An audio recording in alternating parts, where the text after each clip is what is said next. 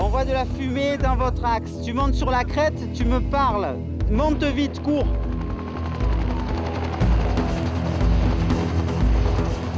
Les enfants ne veulent plus dormir à la maison là, en ce moment. Ils ont peur.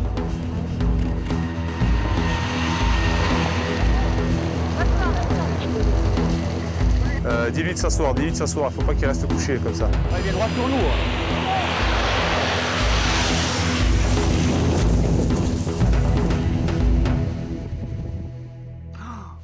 C'est pas possible. C'est les maisons qu'on devait sauver quand c'est échappé.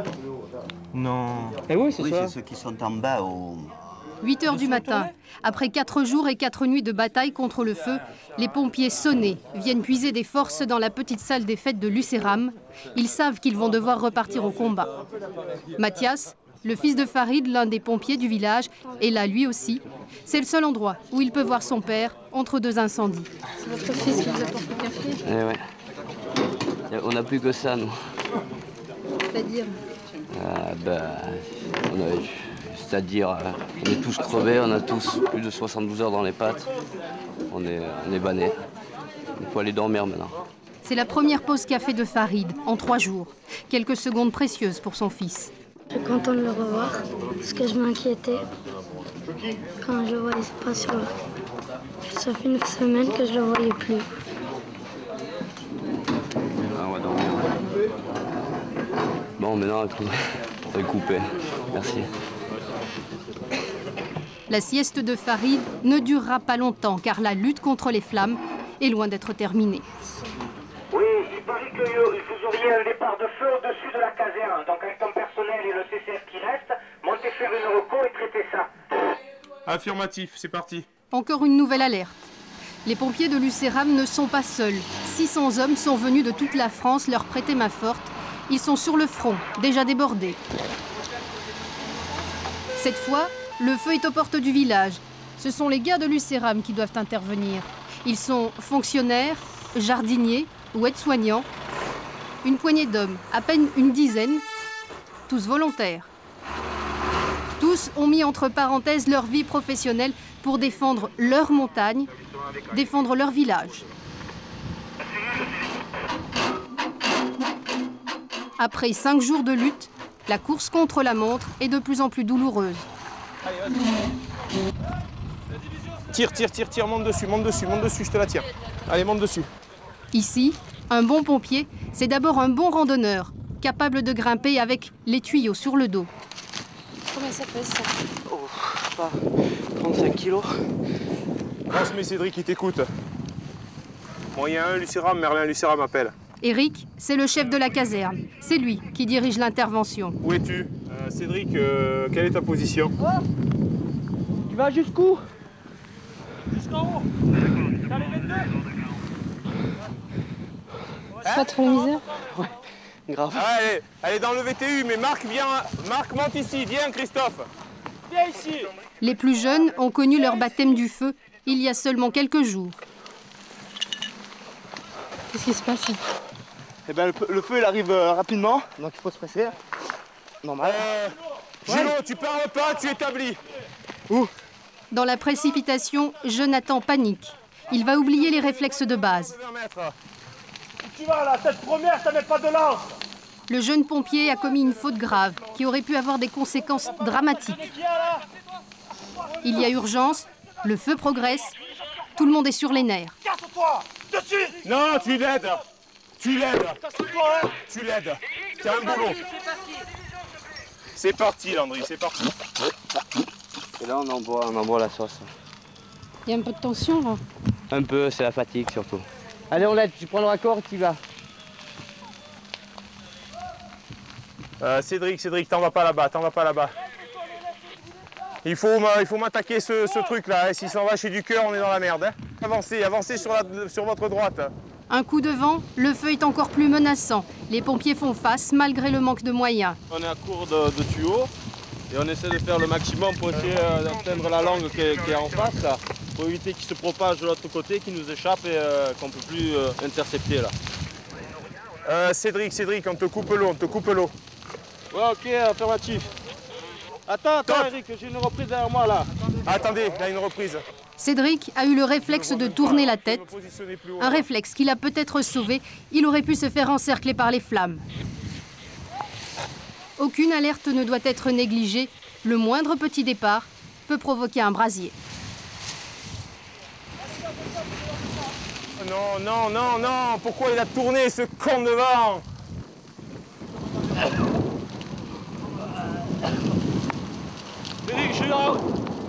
Les pompiers tiennent de plus en plus difficilement.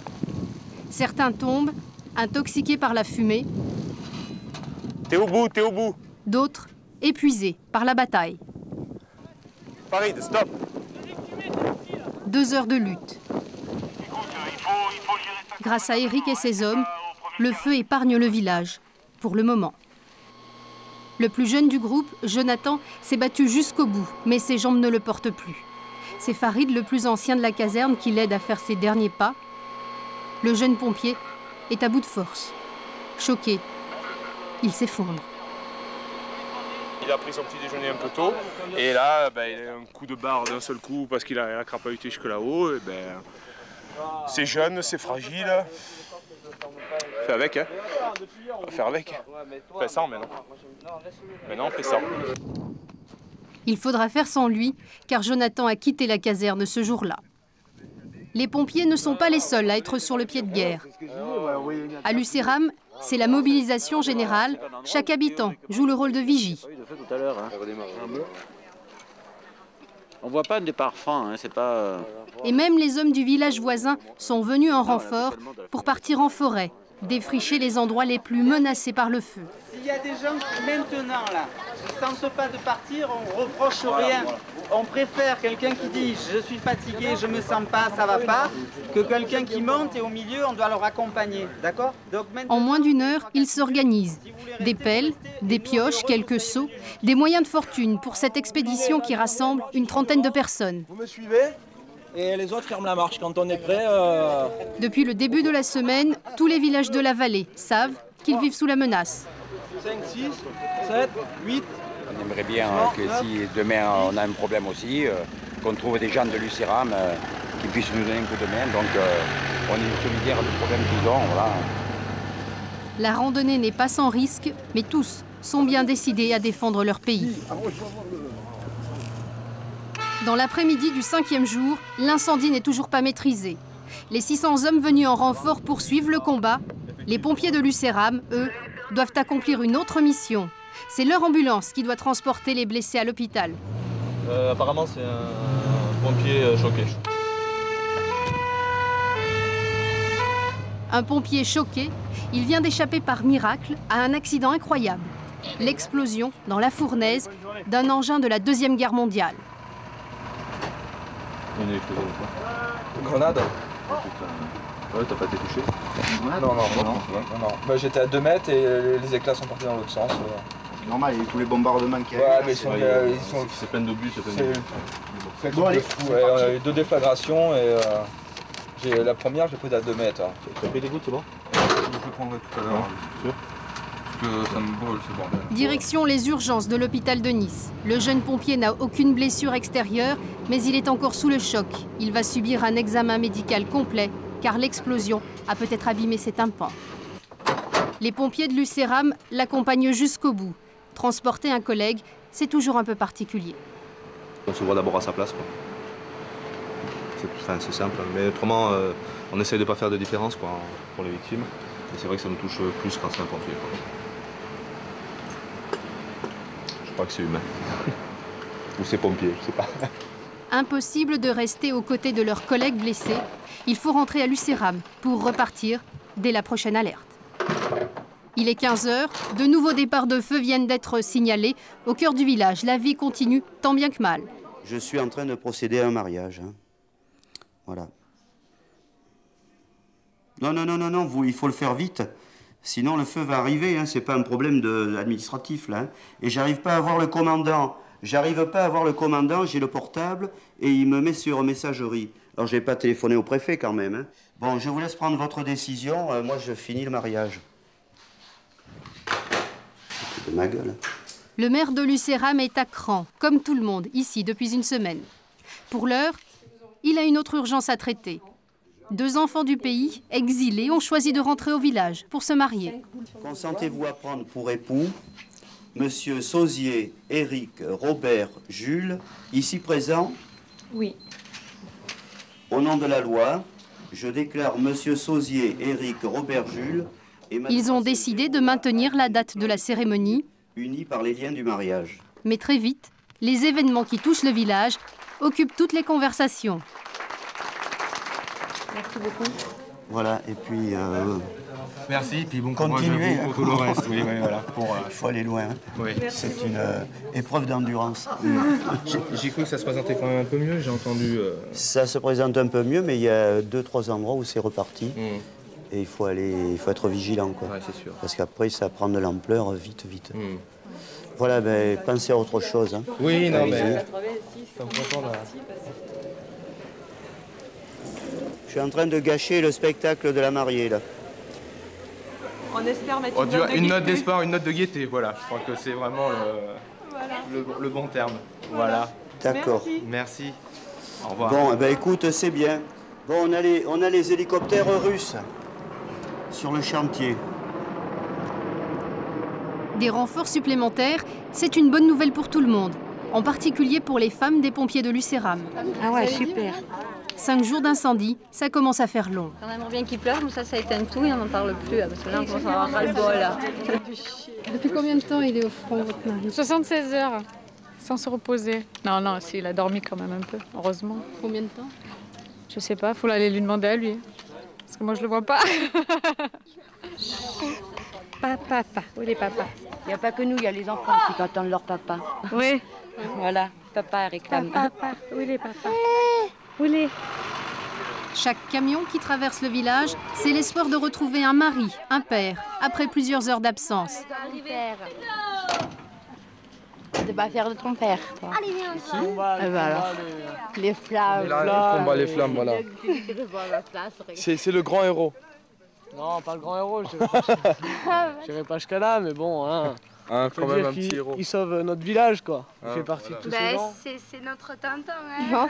Même si des fois il conduit comme un con, mais bon, c'est pas grave. Arrête d'insulter, toi. Il est capable encore, étant fatigué, conduire le camion à fond, quoi.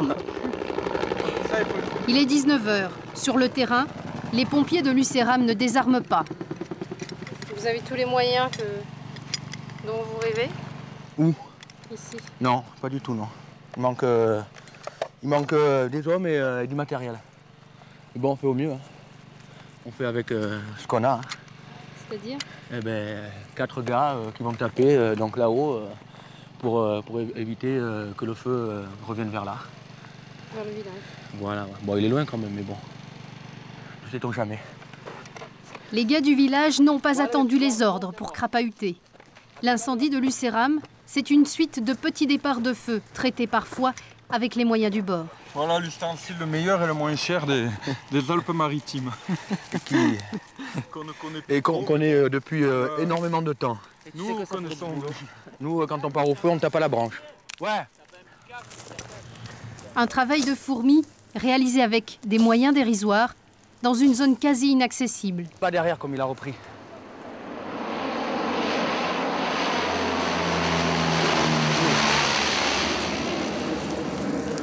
Il était trop haut, il était. Bien, vous êtes forts, les gars. Pour sauver leur vallée, ils sont prêts à tout, même à accomplir les tâches les plus ingrates. Une fois la nuit tombée, impossible de travailler, le terrain est trop dangereux. La fatigue et la lassitude découragent les troupes. Il y a de la colère chez vous ce soir? Aujourd'hui, ouais, j'en ai plein les... Ouais, ce que je veux dire, une semaine, tranquille. À part entendre relève par-ci et bouffe par-là, c'est tout ce qu'on entend par la radio. Pas de moyens, rien. Alors on fait à l'ancienne, puis on est fiers de le faire. Commando. Si les avions avaient... Bon, ils ont travaillé, mais s'ils avaient... Bon, on va pas critiquer le travail des avions. Il est 22h, les pompiers de Lucéram vont tenter de prendre quelques heures de repos. Celui-là de feu, on le maîtrise. Pimpin, c'est son surnom, c'est l'unique boulanger de Lucéram. Depuis 5 jours, lui aussi participe à la bataille, à sa manière. Il pétrit 2 fois plus de pâtes pour nourrir les troupes venues en renfort combattre le feu du village. Notre production habituelle, elle est en moyenne de 300 à 500 pièces par jour. Ça dépend des journées. Et là, on est monté jusqu'à 800, 900 pièces un jour. Voilà. Depuis le début de l'incendie, Pimpin a réduit, lui aussi, ses heures de sommeil. Sa boulangerie reste ouverte toute la nuit. Il est 2 h du matin. Un bénévole, prêt à donner un coup de main aux pompiers, vient se ravitailler. 5 et fond 10. Merci bien. Voilà. Allez, bonne nuit. Allez, toi aussi, bonne nuit. Essayez de vous reposer quand même un peu parce que... Après, je monte en haut, je vais m'endormir cash. Ouais. Sans sommeil, tu peux pas tenir. Hein. Cette fois encore, la nuit va être longue. 400 pains ont été commandés pour nourrir les pompiers.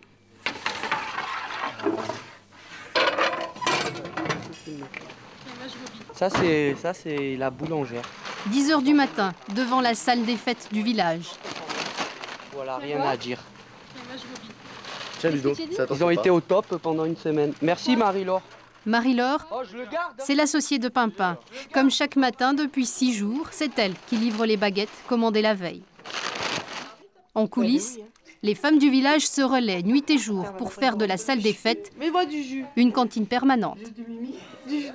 Les groupes de pompiers défilent 24 heures sur 24. Mathias, le fils de Farid, est là. Il attend toujours son père. Propre de ce matin? Alors. Il est sale comme ça? Eh oui. Farid rejoint son groupe. Pour la première fois depuis une semaine, tous sont réunis autour d'une table. Mettez-vous derrière, il y a les couverts, il y a tout. Même s'ils doivent rester prêts à répondre à toute alerte, les gars de l'UCERAM prennent enfin le temps de s'asseoir et d'avaler autre chose qu'un sandwich. Vous avez fait la ligne d'arrêt juste avant le... Ils sont partis comme la madame. Aucun appel radio, aucune alerte. La nuit s'annonce calme. Je suis parti derrière eux avec la lance, moi, rigolo.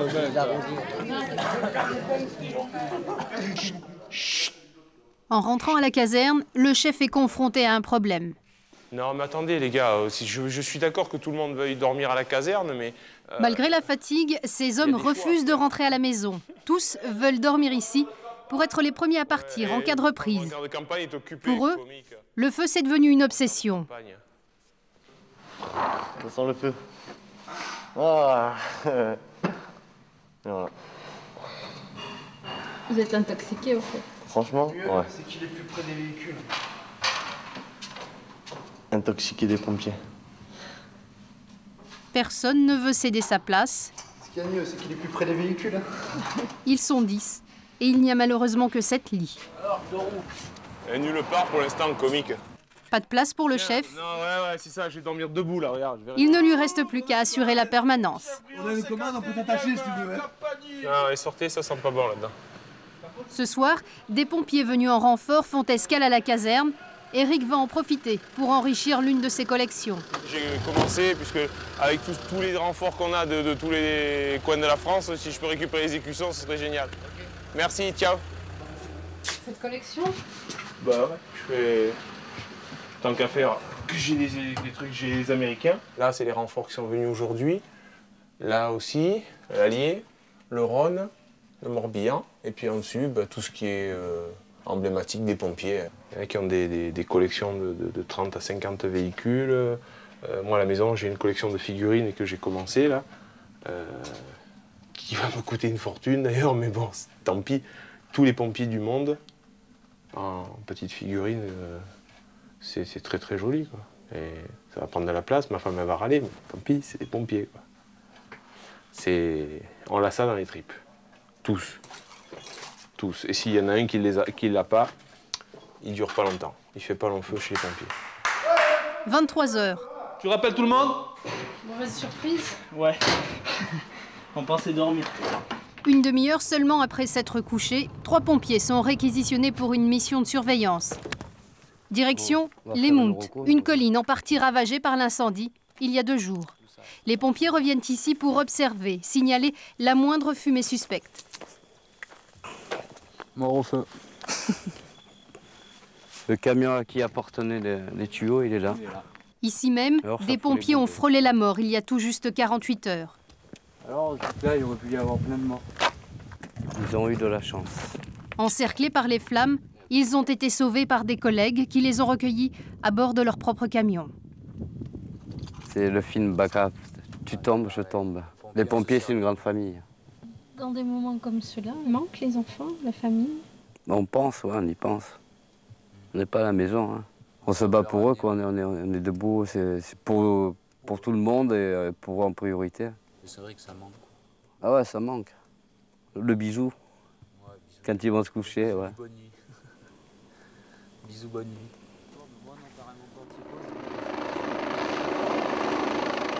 7e jour de crise. Le maire de Lucéram a survolé son village et les montagnes qui l'entourent. Et pour la première fois, il paraît soulagé. Hier j'étais inquiet, aujourd'hui je suis un peu plus rassuré au niveau de la commune. On a presque le sourire. Merci. 1500 hectares de forêt ont déjà brûlé. Eric, le chef des pompiers, aide le maire à comprendre la progression du feu. Ce que je disais au commandant, cette zone-là, c'est remonté. Et alors que là, c'était pas brûlé, les détritus étaient déjà brûlés là-haut. Tu penses qu'on a mis le feu aux détritus? A priori, c'est envisageable. Ici, l'incendie est maîtrisé, mais il faut rester vigilant. Des petites reprises ont été repérées. Elles peuvent être dangereuses. C'est pas les mêmes. Est-ce que je fais pousser un CCF supplémentaire? Eric propose de participer aux dernières opérations, mais le commandement n'a plus besoin des services des pompiers de Lucéram. Les hommes venus en renfort de l'extérieur maîtrisent la situation. En clair, les petits gars du village peuvent rentrer à la maison. Et on s'en fout de franchement. Mais c'est la vérité. Là, on est d'ici, mais on s'en bat les couilles de ce qu'ils disent. Le problème, c'est que tu sais pas où aller. Mais alors, on tourne et dès qu'on voit quelque chose, on s'arrête, on fait... Et voilà. Je reste avec vous, de toute façon, moi je ne sers pas plus que vous, donc... Ils sont à bout de force, mais refusent de ne plus être de la partie. Par contre, moi, il va falloir que je me nourrisse un peu, parce que je commence à avoir la tête qui tourne. Allez, on va voir ce qu'ils prétestent tout ça. Voir ça. De savoir que pour l'instant, les moyens en place sont insuffisants et qu'on aimerait bien y être et qu'on est obligé de rester là et de faire un petit travail, on va dire, pas suffisamment efficace. Quoi. Pour traiter les lisières, on a le temps. Hein. C'est tout brûlé de toute façon. Alors, un peu plus ou un peu moins. Allez, on embarque. C'est-à-dire vous vous sentez déconsidéré? Non, on se sent surtout pompiers locaux et inutiles. Retour au village. Ouais, vous avez du mal à rentrer chez vous.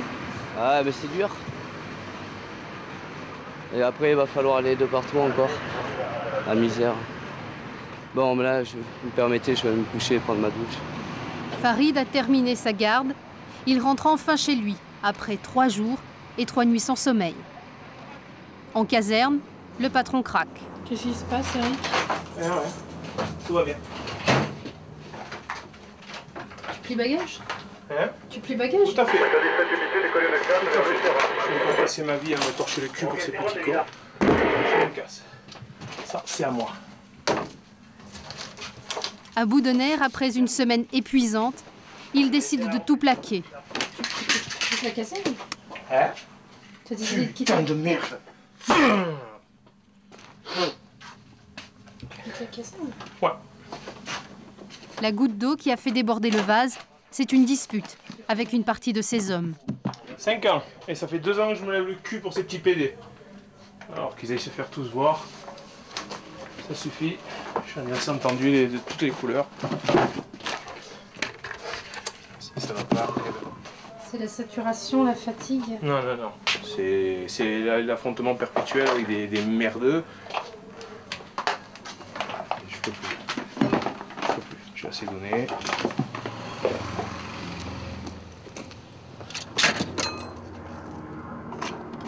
On me cherche, je suis en Turquie.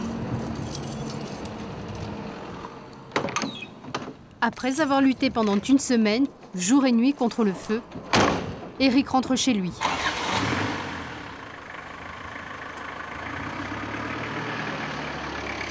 Aucun des pompiers n'a osé approcher le chef. La petite caserne de Lucéram n'a plus de patron. Qu'est-ce qui s'est passé? Il est temps pour les pompiers de Lucéram de prendre du repos. Le village est hors de danger.